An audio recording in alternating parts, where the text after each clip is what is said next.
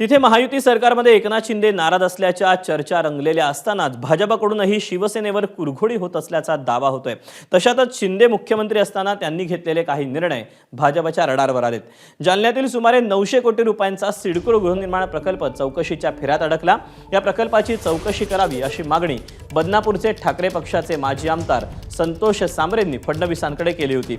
या मागणीनंतर मुख्यमंत्री सचिवालयाकडून चौकशीचे आदेश देण्यात आले, तर ठाकरेंचे खासदार संजय राऊतांनी या चौकशीचं स्वागत केलं।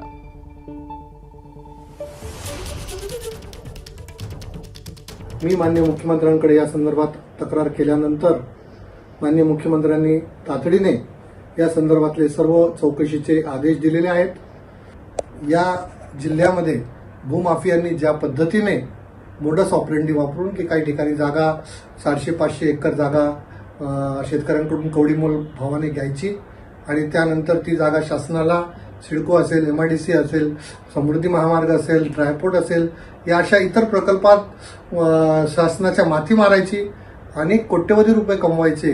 ही जी या भूमाफियांनी मागच्या काही कालखंडामध्ये मोडस ऑपरेंडी केलेली आहे, त्याला कुठेतरी चपराक बसला पाहिजे, त्यांना पायबंद झाला पाहिजे। हा पक्षाचा त्यांच्या सरकारचा अंतर्गत विषय आहे।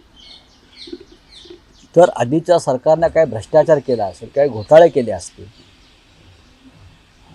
सरकारी तुजोरीवर डल्ला मारला असेल, लूट केली असेल, जनतेला फसवलं असेल, राज्याला फसवलं असेल आणि राज्याचे विद्यमान मुख्यमंत्री देवेंद्र फडणवीस यांच्यातला एक सच्चा आणि प्रामाणिक माणूस जागा झाला असेल, आम्ही जुने फडणवीस बघितलेले आहेत आणि त्यांना या सगळ्याची चौकशी करावी अशी तीव्र इच्छा निर्माण झाली असेल, त्याचं स्वागत केलं पाहिजे।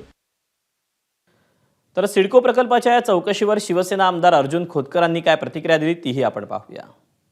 मला वाटत नाही की माननीय शिंदे साहेबांनी हा प्रकल्प मंजूर केला आणि नंतर देवेंद्रजी त्यामध्ये काहीतरी खोडा घालतील, असं बिलकुल नाही। खालच्या पातळीवर काही झालं असेल, सिडको व्हावा हा गावाच्या दृष्टिकोनातून अत्यंत महत्त्वाचा आहे, शहराच्या दृष्टिकोनातून अत्यंत महत्त्वाचा विषय आहे। त्यामध्ये अर्ध्यापेक्षा जास्त लोकांना पैसे मिळाले, पण अर्थात माझं मागणी मूळ शेतकऱ्याला त्याच दरामध्ये पैसे मिळावेत ही माझी मागणी।